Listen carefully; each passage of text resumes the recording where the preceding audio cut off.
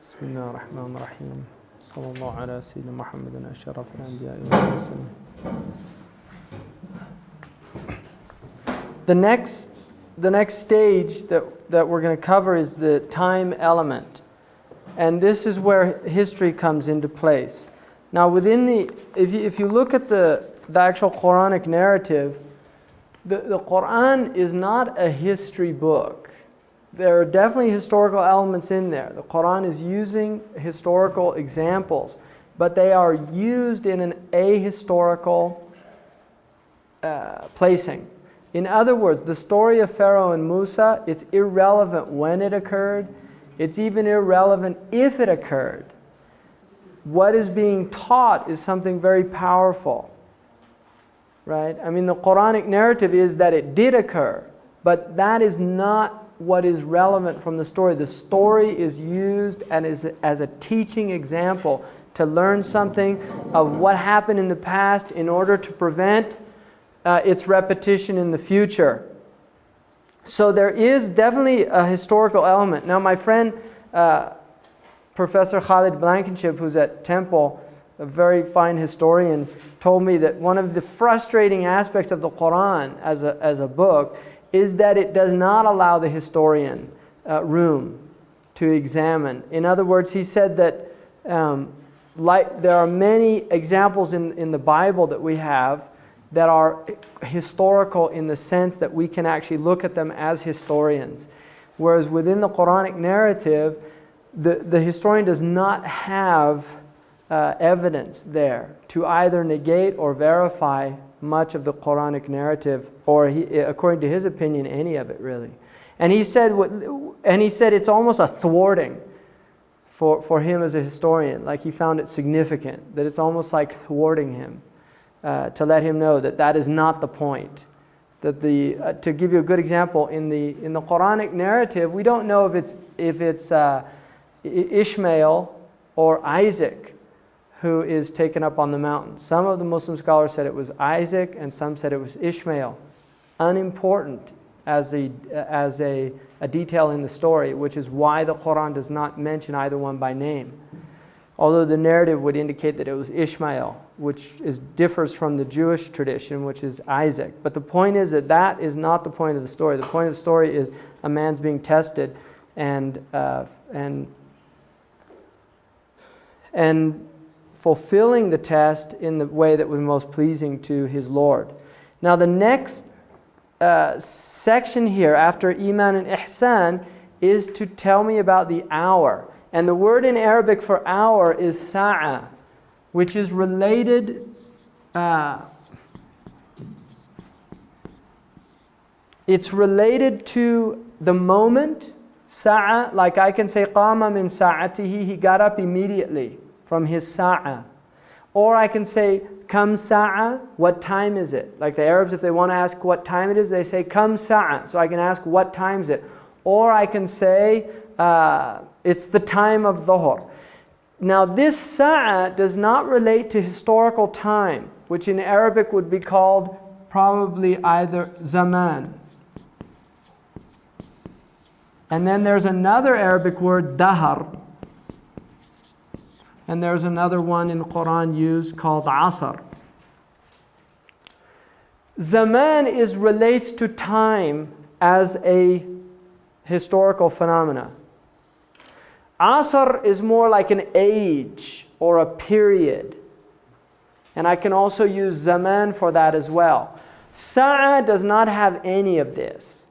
Dahar, if you look it up, it's an interesting word. In the Arabic language, there's a hadith that says, do not curse dahar, because dahar is God.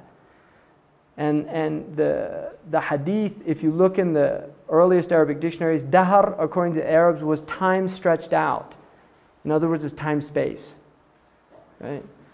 And the idea here of sa'a is the actual moment in which the universe comes to an end. And it's called the hour, traditionally in the English literature, the hour. Which, I don't know, I think we have the idea in the Christian tradition of the last hour, right? Now there is also an idea of the last days, akhiru zaman. See, the last zaman, the last period of zaman. So there's an idea that the human being begins in time and is moving inexorably to an end of time. So Adam is the first man, and this is the beginning. Adam and Hawa. And the human condition is, from a prophetic point of view, it is prophets that show up throughout time. And what is important in the continuity and movement of time is the prophetic tradition itself. Right? This is the way the Quran is looking at it, is that there is a conflict going on. And this is why the historical stories in the Quran relate to prophets coming up against oppressors, coming up against tyrants. Pharaoh and Musa is the most repeated story in the Quran. Very important story. Lewis Mumford wrote a 2-volume work called The Myth of the Mega Machine. And in that book, his thesis is that basically what he calls them the axial prophets, these prophets that come around, I think about 1000 BC until Muhammad, which he considers the last of these axial prophets. And he said what these prophets do is that they're really shutting down the mega machine, right? In other words, the idea of this massive social project that relates to the world. The Pharaoh has his pyramids, and he's going to build them, and there's a lot of people that are going to die in the process. But they're going to carry those rocks, and they're going to carry it and do it all for the glory of the Pharaoh or the society or whatever. So Mumford said that he thought the Jewish tradition, the idea of the Sabbath, was a way of just shutting down the machine. Can't do it, sorry, not allowed to move anything. Right? It literally shuts it down. The idea of 5 prayers a day. A lot of Western people get very frustrated in some of these Muslim countries where everything stops. They're frustrated about a lot of things, right? but definitely the prayer is something that's very frustrating for many Western people that go there. They got business to do, and the guy says that we have to stop for prayer, right? So it's a problem. And Mumford saw it really as a way of shutting this thing down because he saw it as a very negative thing. Now, one of the things that Mumford says is that there is a movement, this historical movement towards the mega machine that in prior times, its nuts and bolts were human beings, right? The whole social project. And he thinks that Pharaoh and Musa is the best archetype of this phenomenon, that Moses comes in and is directly a challenge to the pharaonic project.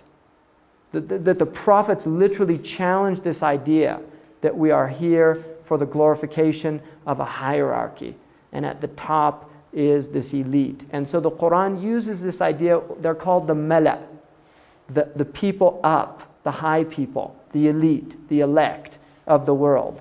There's a film, I can't remember the name, where there was conversation going on at a table, and one of the women's a sinologist, and there's a banker there, and the banker asks, how many people are there in China, according to your statistics? And she said, about 1 billion. And he said, no, they're not.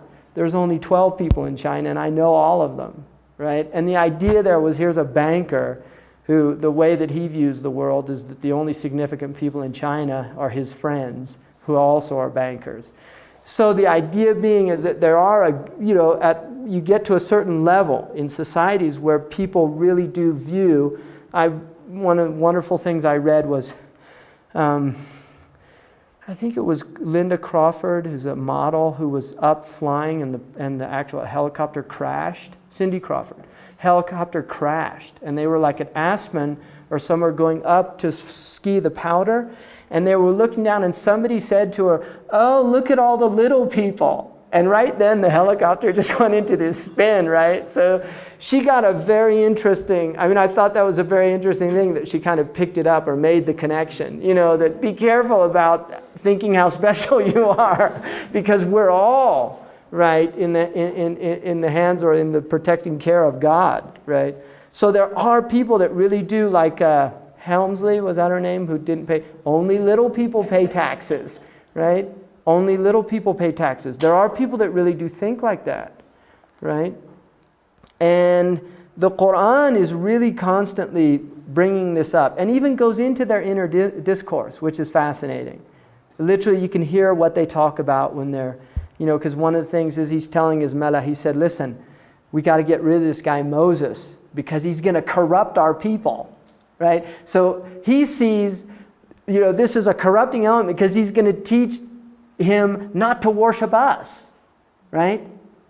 Not to say the Pharaoh's God, not to give me the authority that I'm entitled to. That is a disrupting element to the power elite when you have a teaching that is literally challenging the very foundations of that structure. And this is something very powerful in the Quran, and there are many examples of it. So if you look here then, the idea that time is coming to an end. Now, the Prophet Muhammad, peace be upon him, according to his tradition, is that he is the first sign of the end. That his coming was the first sign of the end of time. That's how the Muslims view that. Now, according to the Muslims, all religious traditions have told about the end of time. There is a hadith in which the Prophet said, no prophet has come except that he told his people that time would come to an end and there would be certain signs. So we have in the Christian tradition about the end of time. One of them, you will hear there will be famines and earthquakes in many places, and you will hear of wars and rumors of wars, which is very interesting also, especially with modern CNN and all this stuff, right? Which is a type of just talking about wars and also potential things. And then you have the book of Revelations, which deals also with the phenomenon of the end of time. And many, many Christians, if you go into Christian bookstores, just so many books on the end of time, right? Really a lot of books. And as we approach the millennium, I think we're going to have more and more of this, because you're starting actually to see, when the publishers get greedy, when they start publishing these because some of these books are way out there, right? You read, and this poor guy who wrote, he's the most famous, Hal Lindsey. He's the most famous. This guy, he has to revive his books every 10 years because he identifies, like, 1 year Kissinger's the Antichrist, but Kissinger's not around anymore, so he has to revive it every so often, because they literally trying to take the Bible and apply it to immediate events. And there's actually a television program in some states where there's a guy, he's like a newscaster with his wife, and unbelievable, like every event. Oh, well, there's Daniel 3:14. You see, Daniel says that this will happen, and there you have it. Look, isn't that wonderful? Iraqis are being bombed just like the Bible said. It's so wonderful. Jesus is, it's all, and it's really interesting to watch these characters, But they're out there, and people tune in and get very interested. And then National Enquirer's also got their little, you get these, the Globe, right? The end of the time coming. So you have a lot of, it's almost become comical, the guy with the thing, the end is nigh, that there really is a lot of craziness. And traditionally the Muslims have really kind of seen every single book I've ever seen, whether it's from the 3rd, 4th, 5th, 6th century, they say, well, all the signs are there, the end is nigh. The idea being, in reality, the end of time is the end of our lives. That is the ultimate end of time, that we will die. And so that is an end of time. But there is also an end of human time. And so within the tradition, I think the most definitive hadith about it, which I think is also the most wonderful, is that the Prophet Muhammad said, if the end of time comes upon you and you're planting a tree, then finish planting it. In other words, don't become millenarians. Don't become people that run off and just the end is hit. No, do what you're doing. Keep working. Keep doing it. If it happens, and you happen to be there when it happens. But don't let that stop you from action. So there is an idea of, yes, there is an end of time. There are signs. Now, in the tradition here, the first thing he asks him about the end of time, he says, tell me about the sa'ah, the hour. And he says, the one being questioned doesn't know any more than the one questioning. In other words, I don't know. And he says, well, then tell me about its signs. And then the Prophet says, peace be upon him, the slave girl will give birth to her mistress. Now, that's an interesting statement. The slave girl will give birth to her mistress. And the scholars traditionally dealt with that in a lot of different ways. One of them is they said at the end of time, slaves who in the Islamic, like for instance, the Mamalik became rulers. And many of the scholars said this is it. The Mamalik were slaves in Egypt and they actually became rulers. They said here they are. They've become the masters. Another interpretation was that children would treat their parents like, this is a traditional interpretation, that children would treat their parents like servants. They would order them around. They would tell them what to do. That there would be a loss of respect in that relationship. But I think probably the deepest interpretation is that there would be a radical disequilibrium in social structures. When you look at the relationship between a servant and a mistress, the relationship is like a mother and a daughter. The mother is to be obeyed, nurturing the daughter obeys the mother. When that is turned upside down, then you have a radical disruption in the social order. If you look in the Quranic narrative, the first and foremost expression of a tawhidic worldview, of a belief in one God, is ihsan to the parents, beauty to the parents, showing beauty to the parents. The Quran says, and God has told the human being to honor his parents. The mother first, it says, Ummuhu hamalathu wahnan ala wahn. The mother nurtured and gave birth to the child, sapped and weakened. Right? So the 9 months of nurturing a child in the womb, giving birth, suckling the child, raising the child, changing the child, doing all of these things, that there is a great debt owed the child to the parent, particularly the mother. And this is why the Prophet said that the paradise is at the feet of the mothers. It's literally at the feet of the mothers. And the Prophet was once asked, who is the most worthy of my companionship? And the Prophet answered, your mother. And then he said, and then who? He said, your mother. And he said, and then who? He said, your mother. And he said, and then who? He said, your father. And then in another tradition, a man came to him and he said, Ya Rasulullah, O Messenger of God, I am cleaning my mother in her decrepit age the way she used to clean me. Is that filial piety? And he said, no, that's payback. He literally said that's recompense, right? You're just, recompensing what she did for you. So the disruption of the parental-child relationship is a deep disruption within a social order. And we can see that really, I think, not simply in our own societies, but it's becoming quite a global phenomenon. The idea of rebellion. There's an idea in our culture certainly that it's a given that children will rebel, right? This does not happen. Suleiman Yang, who's from the Wolof culture, right? I mean, in the Wolof, is there any idea of that, of a adolescent rebellion against the parents?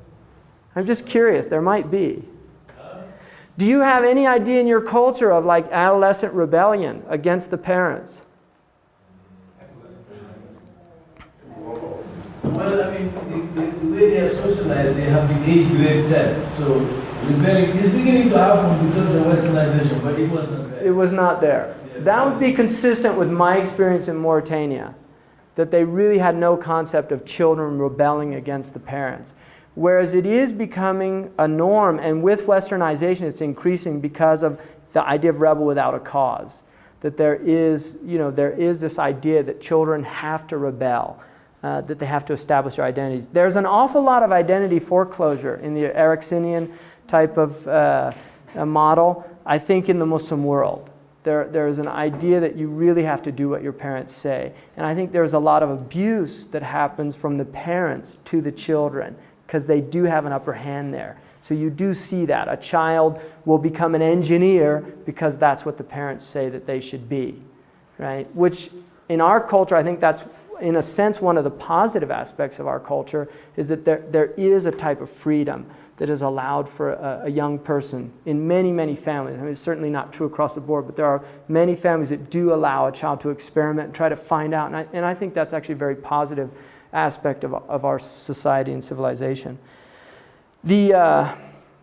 But the idea of the breakdown of the social structure is something that is definitely part of the end of time, that we move into a disequilibrium. If you look, there's a wonderful book on this topic written by a French scholar and intellectual called René Guénon, which is called The Reign of Quantity. And in that book, he talks about the idea of moving away from a quality-based culture into a quantity-based culture. And he considers that what the Hindus call the Kali Yuga period, the last period of man on earth, that it would be a period of great disruption and turmoil, that there would be a massive upheaval of traditional models and a radical new type of way of looking at the world, which is related more to quantity than quality.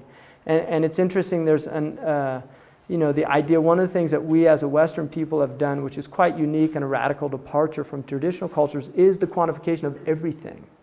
We've really set out to measure everything.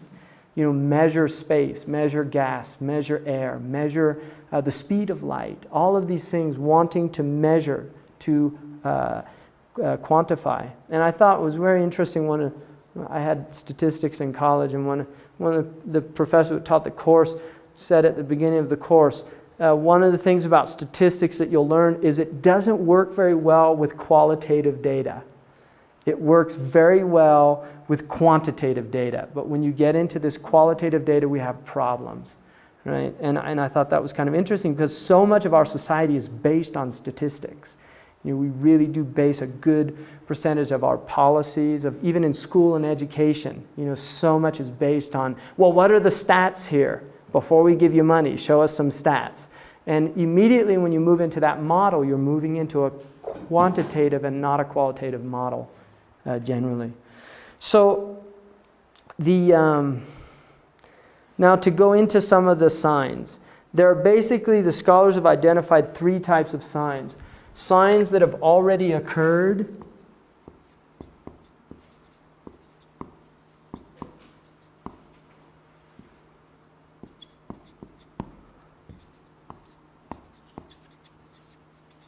signs that have occurred and continue to intensify.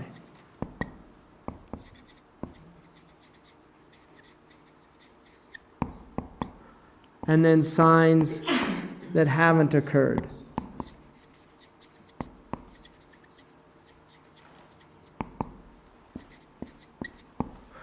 So some of the signs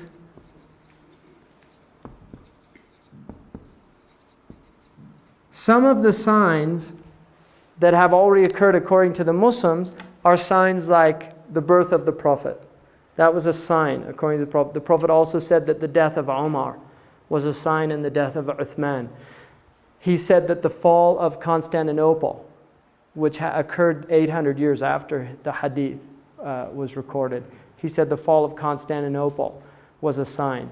He said the fall of Rome also to the Muslims, that the city of Rome would become Muslim,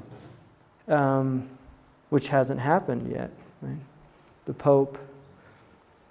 And also, so that would be a later sign that haven't occurred. But in terms of already occurred, they would be signs that have happened. There was a fire that the Prophet predicted in Medina, which was a result of a volcano that erupted.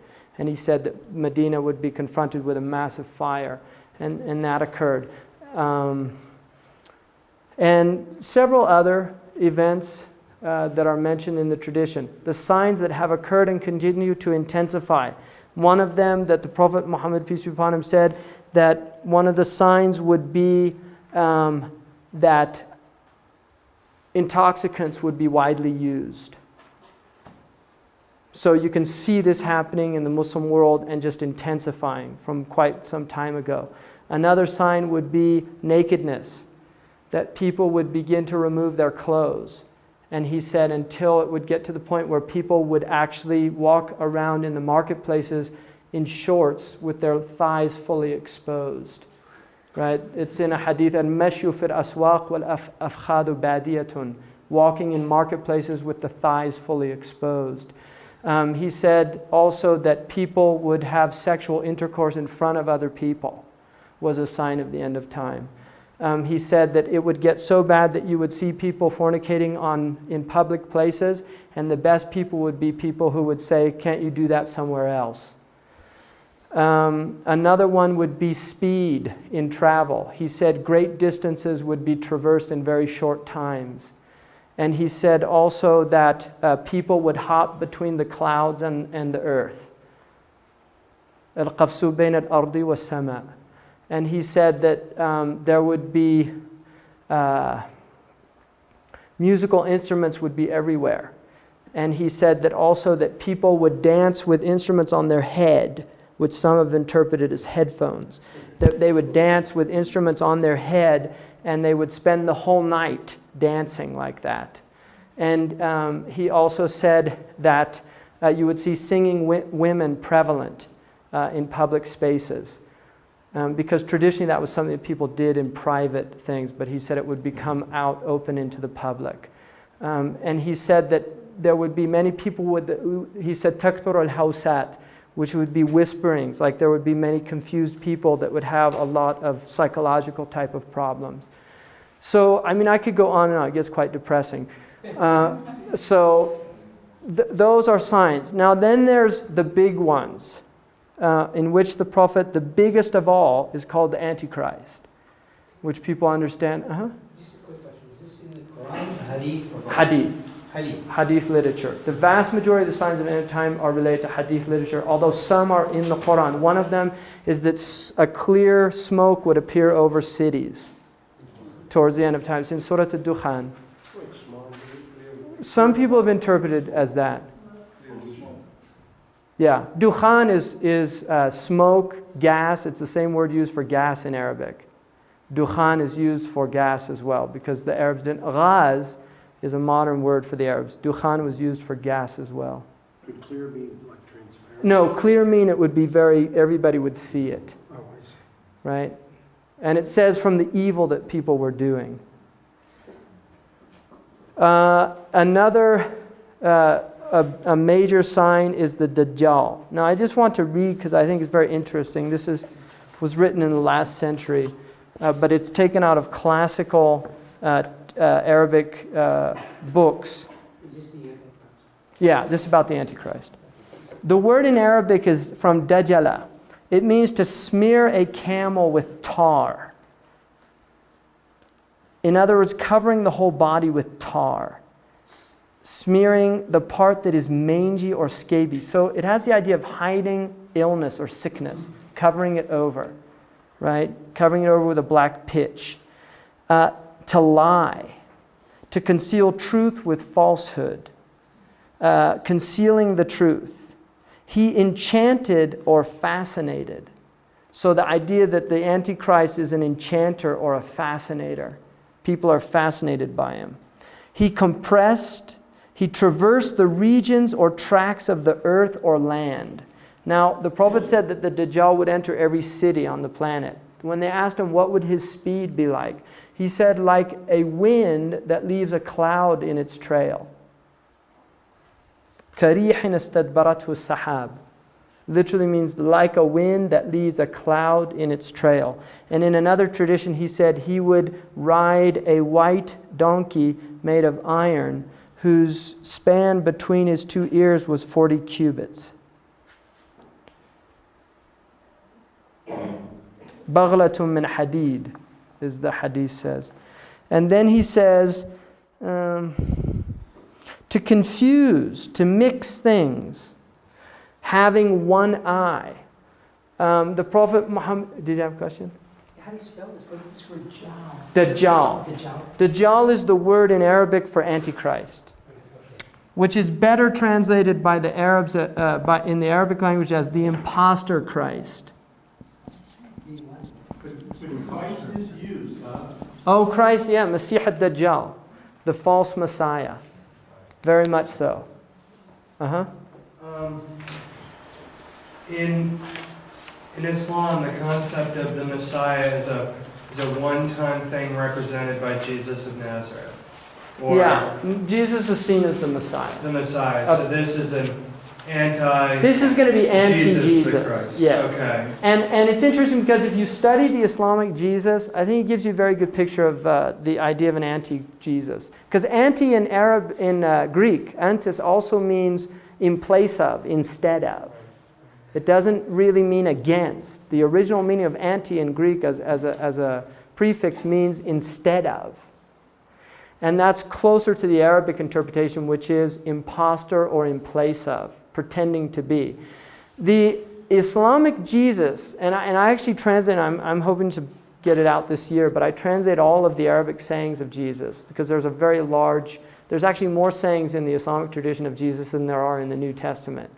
And most of them deal with the dangers of the world, of materialism. So I find it really interesting that, this idea of an imposter, that Jesus is, the whole thrust of the Islamic Jesus is salvation through giving up material wants.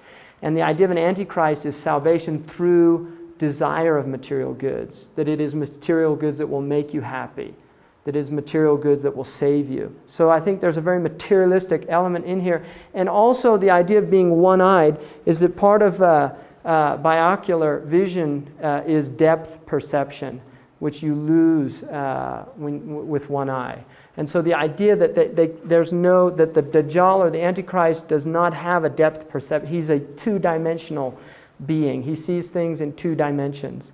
And some of the Muslim scholars do not consider it an individual, but most do. And and you'll see it as we go on here. Having one eye is one of them. Also to gild a thing. So in other words, you take lead, you put gold over it. That's yudajjal. So to make something that's cheap or insignificant look very worthwhile or significant. Cover the land with water. He put his land into a right or proper state, prepared it, improved it with dung. So to spread dung on the earth. To spread feces on the earth. Dajjal, dung for manuring land. And then Dujjal is refuse, lowest, basest, or meanest sort of people. The lowest, basest, or meanest sort of people. Dajjal, a gilder, a liar, conceals truth with falsehood, who deceives, deludes, beguiles, circumvents, outwits, much or often, very deceitful. The great deceiver. And then a great company of men. Dajjala in Arabic means a great company of men journeying together, covering the ground by their multitude, or a company of men journeying together, carrying goods for sale. Right? So trafficking goods all over the place. Masih al-Kadhab, the false Christ or Antichrist, is to be a certain man. Right? Comes forth in the last days. So having one eye or eyebrow. So you get the idea there. This is classical, coming out of classical dictionaries.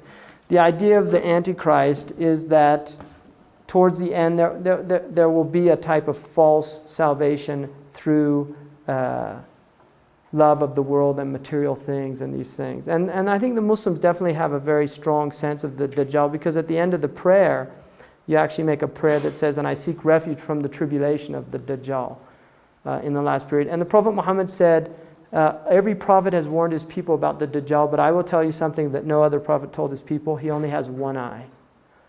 So that was the tradition that he said about the Dajjal, that he would have one eye. And there's a very interesting, some of the Muslims said, the television is like a Dajjal, it's a one-eyed type beast. And there's an interesting section in Lewis Mumford's, the second volume of his work on the Mega Machine, which is the one eye of Re, the all-seeing eye of Re. And he talks about that the Mega Machine, one of the things about the Mega Machine, he said traditionally, was that they didn't have an all-seeing power. these previous kings and rulers. And so he said, what's happening though is that, and he wrote this in 1961, he said, in the near future, we have theoretically at our hands a machine that will able to monitor all of our life, which is the computer. And he said that, and this is what Foucault called the panoptic society, the all-seeing society. And it was designed after the idea of a prison system that Jeremy Bentham designed, which was where you had a centerpiece, utilitarianism. You had this center, you only needed one guard. And around the guard were all the prison cells. So in the middle was a tower, which this one guard could watch everything at one time. And so the idea of the all-seeing, the state apparatus in which we're all monitored. A really interesting book about this subject is called I can see the cover because it's got that pyramid with the eye on it. It's The Naked Consumer. Very interesting book about how we're watched. A lot of people don't know this, but when you buy things with your credit cards, they go under biodatas, and so they can work out. Like I started getting all this stuff about like different types of books. I'd get these like things from spiritual book companies and things because they worked out, you buy them and then they sell. They do biodata on you, find out what type of books you like to read, and then they sell that list to people. When we had a baby, the first child, then like a week later, we got all these things about, and my wife was like, wow, what, this is a classic problem with religion, right? It's a sign, right? No. There's somebody that monitors for the corporations all the births in the county, and they sell your address to people, right? It wasn't a sign, right? Or it was a sign that we're in big trouble, right? Everything's being watched by these. So the idea just of, this kind of panoptic culture where, and the interesting thing now is this idea of computers with the actual camera on it. Very interesting phenomenon, because who else can watch, right? Who else can watch while you're having your conversations and things like that? So there is an idea of this, the Antichrist and the end. And most Muslims do believe in a second coming of Jesus. The vast majority of Muslims. There are many hadiths that confirm it's not actually mentioned directly in the Quran, but most Muslims do believe in a second coming of Christ towards the end of time. Mm-hmm. Well, wouldn't that sort of like mean that Muhammad wasn't the seal of the prophets of Jesus? Good point. And that was something that the scholars did deal with.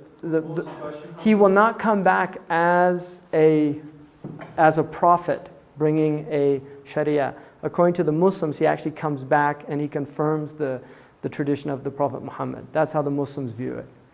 That he comes back. The question was, wouldn't that mean that the Prophet Muhammad wasn't the seal? But it would, in the sense that the Prophet is after Jesus. The Prophet Muhammad said, there's no prophet between me and Jesus. And he said that all of the prophets are brothers. We have the same father, which is the religion of the deen of Islam, with different mothers, meaning the different sharias or the different sacred laws. And then the next after the birth of mistress is that you will see the barefooted, naked, destitute herdsmen competing in constructing lofty buildings. Now, at one level, this is seen by many people in the modern time. The idea of, the Bedouin people now in the Arabian Peninsula building all these, they were literally destitute people 40, 50 years ago. And when I was in the United Arab Emirates, I was once in the Majlis of Sheikh Sultan Al-Qasimi, who's the ruler of Sharjah. And, they're very kind of pompous majlis, there's a lot of protocol and things. But there was this guy that came in literally in almost rags. And he came in dirty and he barefoot, comes walking in quite arrogantly, goes up to the ruler, shakes his hand, then sits down. And I asked the person next to me, who's that? And he said it's his cousin, but he's still like a Bedouin out in the, he lives out in the, and it was just, he's a Bedouin guy, lives in a tent. But, his cousin had become the ruler of the country. So I thought that was really interesting, this idea of these, poor people. And then building, a very interesting phenomenon in Arabia is building buildings and then another sheikh getting upset because so-and-so built a taller building than him.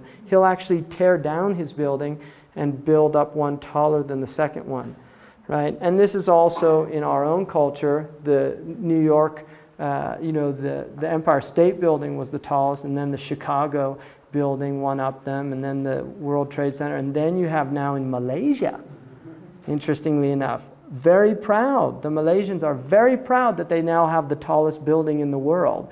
And somebody had it on the cover of a Muslim magazine, and they asked me what I thought. And I said, I think it's really interesting that the Muslims are proud of being part of fulfilling the signs of the end of time, right? Because it's seen as a very negative thing, not a positive thing.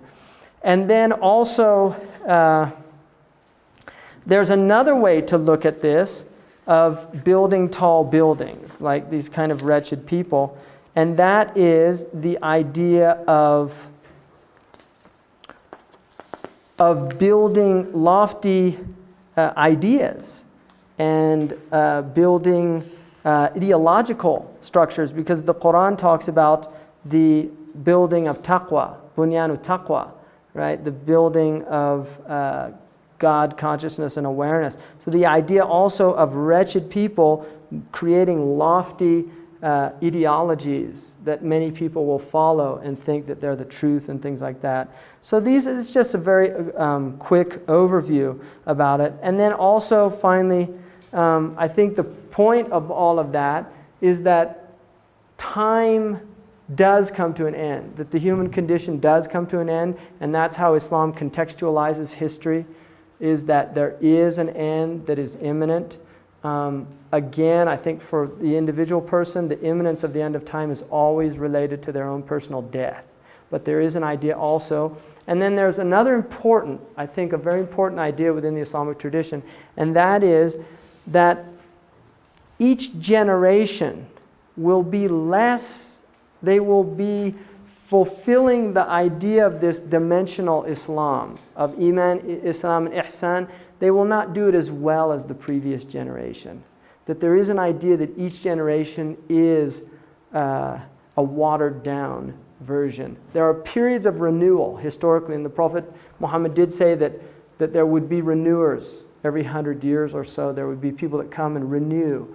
But the idea that it's not the same. I mean, I think the Muslims do have an idea, traditional Muslims anyway, that it's not so much progress, but quite the opposite. One of the things René Guénon pointed out about the rapid speed of progress, he said one of the things that we forget is increasing acceleration means going down, not up, right? That the idea of the modern world, and I think there's a lot of questioning now of the wisdom of the idea. Bacon introduced the idea of progress, because prior to that the Christians did not have that idea within their worldview of that we are progressing. They had quite a different idea. And I think ultimately from the Muslim worldview and also from other traditional worldviews, that the same ethical issues that Plato is positing through Socrates, what is justice? How do we lead a good life? What is a good life? These things we have not come any closer, right, to really, progressing in terms of our ethical nature, in terms of our spiritual nature.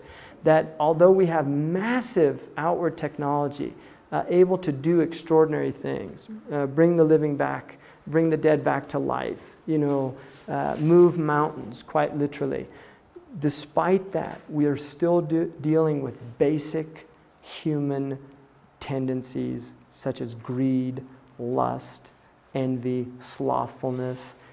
It's hard to get away from those. And in some ways, we're less aware of our own negative tendencies than perhaps peoples before us were, and more filled with our own sense of hubris and our own sense of power. Although certainly the 20th century is a century that has created a lot of disillusionment. We've killed 180 million people this century alone in wars between human beings. And it's interesting that they weren't religious wars. They were ideological wars, because one of the oftentimes critics of religion will point out, well, look how many people died in the name of religion. Well, look how many people died in the name of communism, right? I mean, we forget that we're dealing with a human species, that it's not, the religion is not the problem, man is the problem, right? And if there's a humanizing factor in the human condition, as far as I'm concerned, it has been religion. That religion is what has introduced into the human being concepts like making beauty, concepts like becoming conscientious, charity, right? Caritas, these things, the kairos, all of these things are coming out of religious traditions. And the Muslims always say in the end, God knows best. I'm going to open it up for some questions. If people want to go, believe me, you're most welcome to go. This is my last talk that I have with you, and I just would like to say my presentations, I adhere to the teaching of Islam, and I do believe in Islam, and I tend to take a more devotional approach than, say, some other academic approaches. That is I really try not to preach to people because I've never have ever liked being preached to in my life. So I really try to do that. But if it has come off as that, I would apologize to anybody. If I said anything in any way that offended people or their tradition or their own beliefs, that I also apologize for that. That was not my intention. If that was the result, then I would just ask that I would be excused for that graciously. And then I would also just like to say that this has really been a very good and enriching experience for me. It always is. And I've been appreciative of the fact Darul Islam has invited me back. But I would like to say this has been, for me, a very good group. And I'm not just, I didn't say that to the last groups. I really have enjoyed this group personally. I think you've all been just really just a good group. And you're all teachers, so a teacher likes nothing better than having good students. And so I've honored and grateful that that's been the case. So having said all that, I'll just say, if anybody has any questions that I could answer or anything. Mm-hmm. I had a question that just came up in my mind. I guess about time, but it's not directly related to your lecture. I noticed that in the mosque there was a list of when the 5 prayer times were, and they changed every day. Right. I guess according to the likeness of today and all that. Is there a place how would you find out what the prayer times are where you're geographically living? Like where I'm geographically living in Canyon Lake or Riverside County? I think in the beginning of the Islam lecture I talked about how to find the prayer times, and they are based on the sun and the movement of the sun. They're easy to determine unless you live in an area in which the sun is clouded over, so you don't see it. And in that case, generally the scholars have permitted the use of astronomical means of determining. So when you have it done ahead of time, like you did in the right, months. But we actually, personally, I don't follow that. That's put there for like cloudy days and things like that. I will look outside at the natural phenomena to determine my prayer times. That's what I do. There are many Muslims that depend on the prayer schedule. Traditionally, it's alien to these because there's an importance in being aware of cosmic phenomena. I mean, the Muslim tradition really does try to connect you to the movement of the planets, the stars, the sun. Are you going to be here tomorrow? I'm going to be here tomorrow. You said at the beginning that you'd show us how to do that. Yeah, that's a good idea. Why don't, if we have a sunny day, because we really need a sunny day. I mean, I can do it without it, but if we have a sunny day, then if you meet me outside at about 1:30, I can do it. If you don't have anything going on then. I'd like your response. Today's paper, Molly Evans has an editorial from the Fort Worth Star-Telegram. She opens up by saying the Shiite Republican plot against House Speaker Newt Gingrich has come to naught. How do you react to the use of the term Shiite Republican? Well, this is that's a good example of the introduction of terms into our culture through the media that have negative stereotypes attached to them. For most people, Shiite has a very negative And so he's talking within a cultural discourse that's understood by his readers. Negative. Shiite is negative. And that's how it's being introduced. For an Iranian who happens to be an American Iranian, he's going to be offended by that. It's part of the problem with language, is that there's an idea. I mean, political correctness has a lot of problems associated with it because we take it to such absurd lengths. But there is an idea of just being sensitive to people's cultures. And one of the things that the Quran says is, we created you in peoples and tribes that you might come to know one another. And the most noblest of you are the most God-wary. Thomas Cleary, one of the things that he said about that verse is he said that, we talk about the problem of racism, the problem of all of these attitudes, but we've never really examined how do we break these down. And he thought that Quranic injunction there, that to come to know one another, and this part of what this is all about. This is literally trying to come to know a tradition. How do they view the world? How do you look at things? As a way of understanding a people. And I think the Muslims are as guilty as any other people of being narrow and not trying to understand other. There are some Muslims that come here bringing a lot of their attitudes from other places. And when you come to America, you have to learn what is appropriate within this culture. You have to learn that that you're a guest in a host country. And the same would be for Americans going to a Muslim country. You are a guest in a host country. In this culture we have a saying, when in Rome, do as the Romans do. And there's a wisdom there in that you have to recognize that there are sensitivities. Now, part of the problem, and this is a good example that you've brought up, is the globalization of our world. We are no longer isolated communities. The Turk is no longer the barbarian at the gates of Vienna scaring us, right? The Turk is your doctor, right? I mean, seriously, we're dealing in a world where these barriers have been broken down. There is a great opportunity here. There is a great opportunity.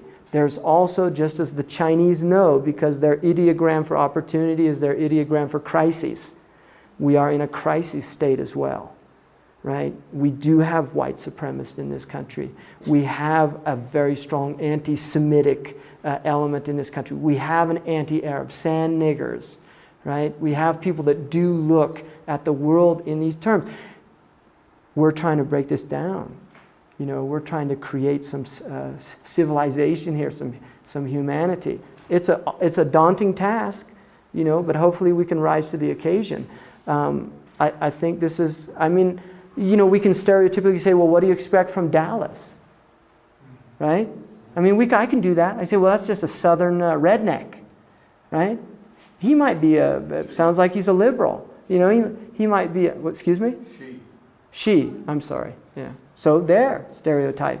Something like that must have come from a man.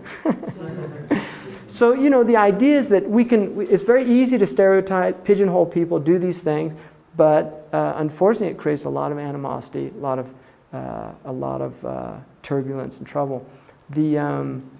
Another example of that is the word jihad, which is a very, very high word in Islam. It's not a low, it's seen as a really, in the same way we use a crusade in our culture, a crusade is a good thing. He led a crusade against drugs. In the Muslim culture, crusade has a very negative connotation, right? It does. For English-speaking Muslims who know the word crusade, it really conjures up people coming in and slaughtering and attacking and pillaging the Muslim heartland. So, language is very, very problematic. And I personally, this is something we live with.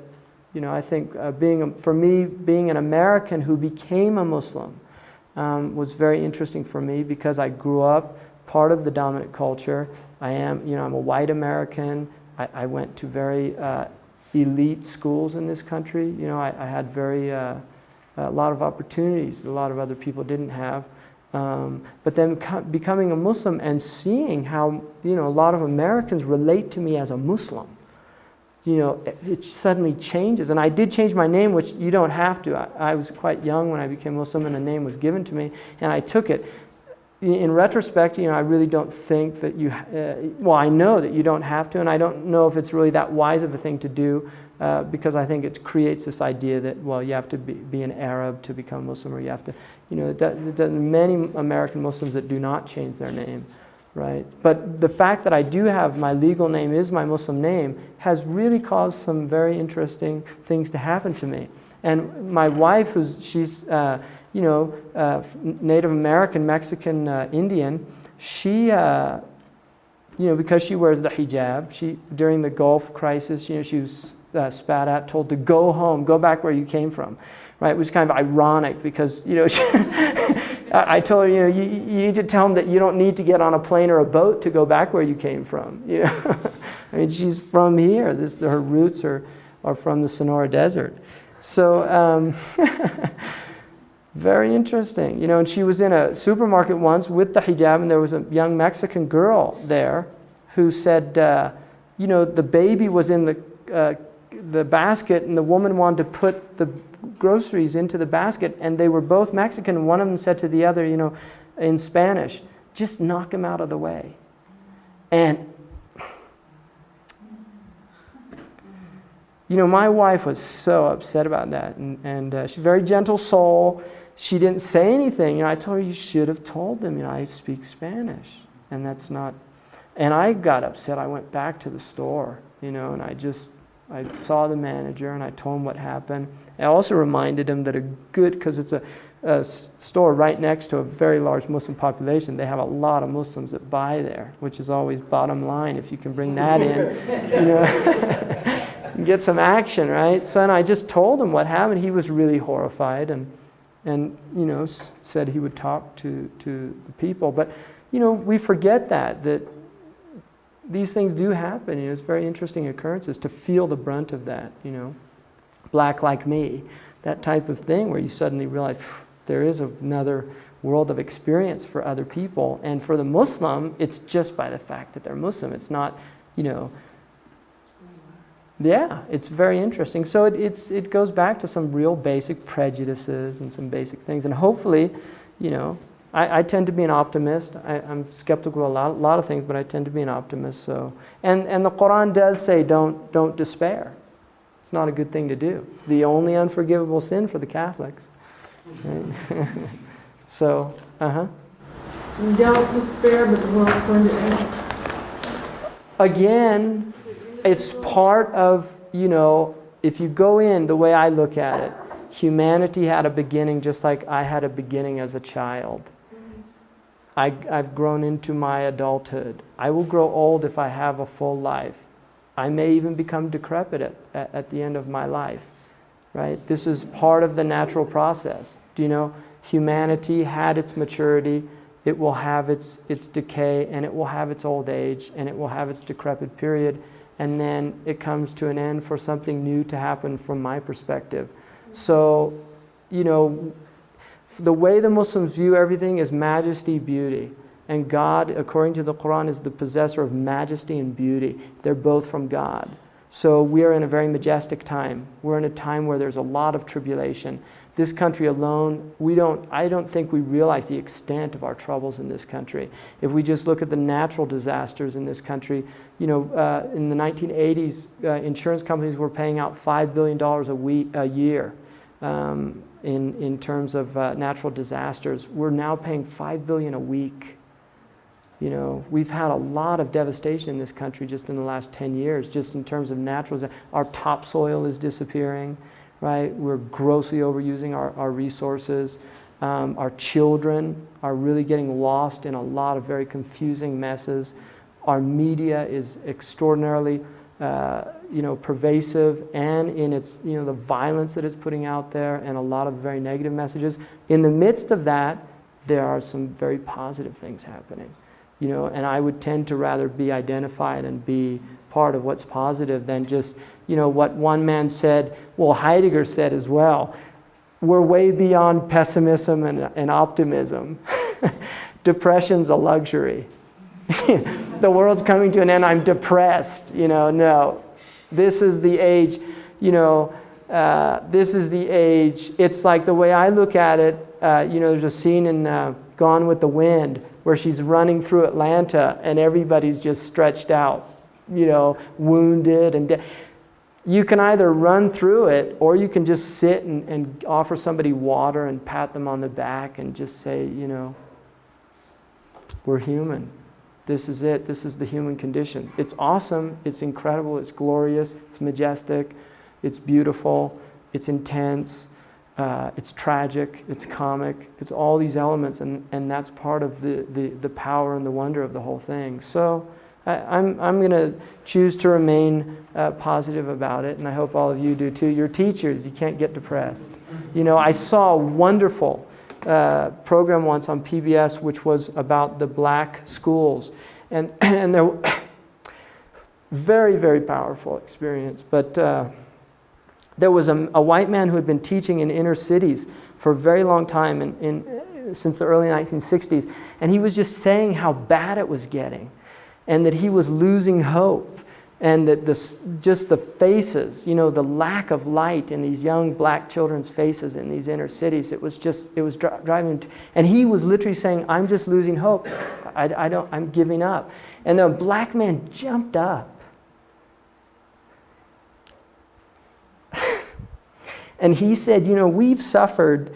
We went through slavery. We went through coming over the Great Crossing. He said, you're not going to tell us there's no hope. We sang songs to get us through it, And that's the joy of the human, the human being is we're people of hope, like the rats. And if the rats, can do it, we can do it. Huh? Really, that's our greatness, that we do have hope, and despite all the odds, right? So. Hopefully we're not like the people on the Titanic that think the ship's unsinkable and get too arrogant, right? The band plays on and we all go down.